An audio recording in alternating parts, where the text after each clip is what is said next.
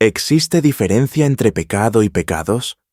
Pero veo en mis miembros otra ley, que lucha contra la ley de mi mente, y que me lleva cautivo a la ley del pecado que está en mis miembros. Romanos 7:23. Amados hermanos, disfrutemos de este versículo, y clamemos al Señor que nos dé oídos y ojos, para ver, escuchar y recibir esta palabra con revelación. Parece lo mismo, pero no lo es. Escuchen con atención hasta el final, porque, sin duda, nuestra plena salvación depende no solo de esta comprensión, sino también de nuestra cooperación con Dios para poner fin al pecado en singular y a los actos de pecados en plural. Escuchen, disfruten, lean los versículos y consideren esto en comunión con el Señor. Luego, compartan sus reflexiones abajo, para que otros también puedan disfrutar. Dios los bendiga.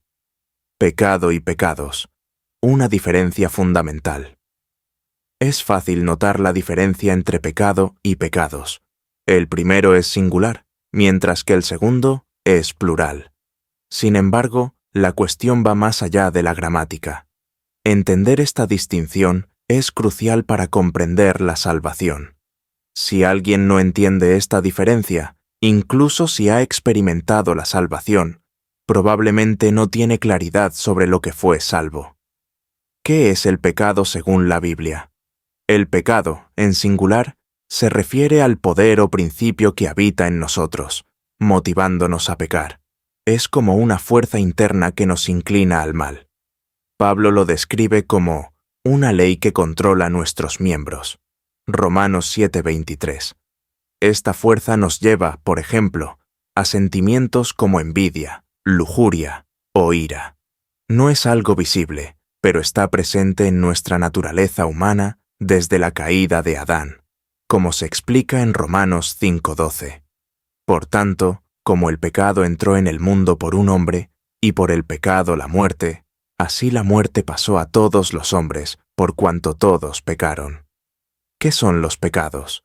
Por otro lado, los pecados, en plural, son los actos pecaminosos que practicamos externamente: mentir, robar, odiar, cometer adulterio, entre otros. Son las manifestaciones visibles del pecado que habita en nosotros. Los pecados están relacionados con nuestro comportamiento, como se menciona en Romanos 8:13. Porque si vivís conforme a la carne, moriréis. Mas si por el Espíritu hacéis morir las obras del cuerpo, viviréis. Estos actos son el resultado de la obediencia a la ley del pecado que gobierna nuestra carne, como se ilustra en Romanos 7:8, 16:17. El pecado, aprovechándose del mandamiento, produjo en mí toda codicia. Y si hago lo que no quiero, estoy de acuerdo en que la ley es buena. Pero ya no soy yo quien lo hace, sino el pecado que habita en mí. Podemos ver en la Biblia un ejemplo claro de esta diferencia está en la vida del apóstol Pedro. Antes de recibir el Espíritu Santo, negó a Jesús 3 veces, un acto, pecado, que evidenció su debilidad interna, pecado. Sin embargo, después de Pentecostés, al ser fortalecido por el Espíritu Santo, Pedro venció el pecado interior y se convirtió en un testigo valiente del Evangelio. Hechos 2, 14 a 41. El pecado es la raíz, los pecados son los frutos. El pecado es la naturaleza caída que habita en nosotros, mientras que los pecados son los comportamientos que resultan de esta naturaleza. Para vencer el pecado, necesitamos una nueva vida en Cristo, quien nos libera del dominio del pecado, como declara Pablo en Romanos 6:14. Porque el pecado no se enseñoreará de vosotros, pues no estáis bajo la ley, sino bajo la gracia. Señor, reconozco que soy pecador, y que en mí habita una naturaleza que constantemente me inclina al error. Te pido que me ayudes a comprender la obra de tu salvación y a vencer el pecado por el poder de tu Espíritu Santo. Enséñame a mortificar las obras de la carne y a vivir una vida que te agrade. Gracias por Jesús, quien venció el pecado y los pecados en mi lugar.